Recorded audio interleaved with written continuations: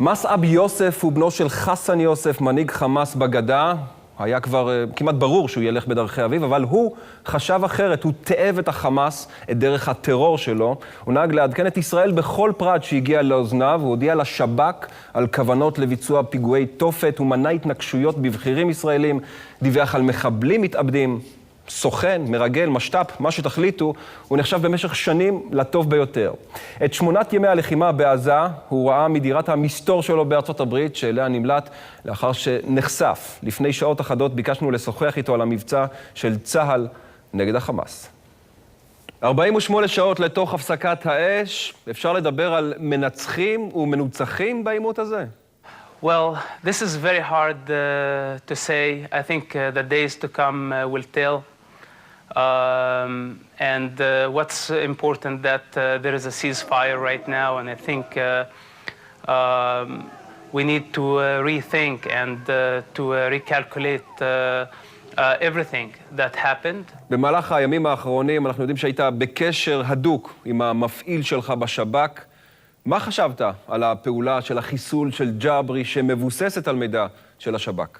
I believe that the Shabak did every possible thing in their ability. Let's not forget that our enemy is a barbarian enemy. And they are using women and children as a shelter. And in situations like this, we are very limited because we care also about civilians. מסעב, כמי שמכיר היטב את החמאס, עד כמה אתה חושב שפעולה קרקעית הייתה משנה כאן משהו? Maybe this was not the perfect time for Israel to execute a ground operation, but this is an option that Israel, I am sure that will take in consideration in the future. It does not have to reoccupy the Gaza Strip, does not have to go into very populated areas, but I believe Israel can control the borders where Hamas smuggles the weapons anytime. But if Hamas will continue to threaten the security of the State of Israel, I believe the State of Israel has the ability and the capacity, the power, and the strength to control the borders and cut all the weapon supplies. הפתיע אותך כשהחמאס ירה לעבר תל אביב? Not at all.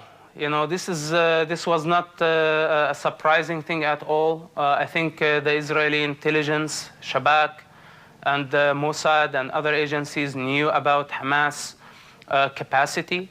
And today, that was a test to see like what Hamas has in storage, and today we know their ability more than any time in the past, and I am sure that this is going to allow us to prepare for what's coming in the horizon. אתה מכיר את הוויכוח בישראל, אתה חושב שישראל צריכה להפיל את שלטון החמאס בעזה? ישראל בכלל יכולה לעשות את זה? Yeah, well, taking the Hamas regime down is a necessity. And we need to work very hard. Now, the question is how can we do that without killing many innocent Palestinian children who have no idea what's going on and they don't see the whole picture. I believe that bringing Hamas down is a necessity. It's a necessity not for the sake of Israel only, it's for the sake of humanity too. ואולי יכול להיות שבתום המבצע הזה נוסדה רשמית מדינת חמאס בעזה. זאת אומרת, שתי מדינות לשני עמים, שני עמים פלסטינים. Well, you know, among the poor, hungry, and ignorant Palestinians, Hamas credits went up. But at the end of the day, I am sure that Hamas cannot provide to Palestinian peace, no matter what. They will try to lie to people more and more. Hamas was born to destroy. Hamas doesn't know how to build. I doubt that Hamas one day will be able to build a modern Palestinian state, and I hope that their lies will be exposed to the Palestinian public. אני סקרן, מה בעיניך יכול להיות הפתרון למצב הזה? There is no quick fix for this kind of problems. I know that everybody is looking for an answer. I think the answer is by winning the moderate voice or voices on the other side, and not to force everybody to think the same way that Hamas thinks. I believe that Israel has a responsibility to educate the Palestinian public.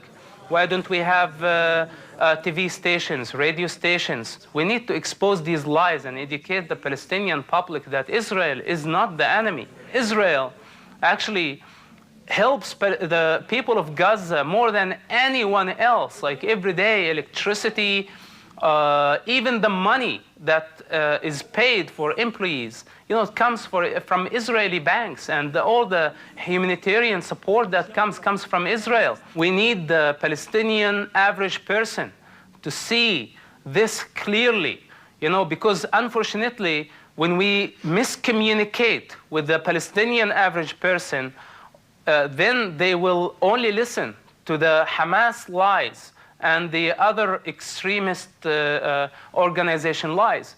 אחת התמונות היותר זכורות מהמלחמה היא התמונה שבה נראים פלסטינים גוררים ברחובות גופה של מי שהם חשדו בו כמשתף פעולה עם ישראל. מה זה עשה לך, התמונה הזו? Well, Hamas thinks that they can kill the will of people by intimidation. And let me be honest with you. Most of those people who are killed in Gaza Strip for the suspicion of collaborating with Israel has nothing to do with Israel.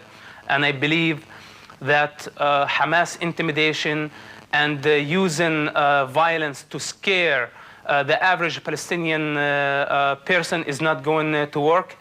משהו אישי, עד כמה אתה מתגעגע לאבא שלך, חסן יוסף, למשפחה שלך, באותו כפר קטן ליד רמאללה?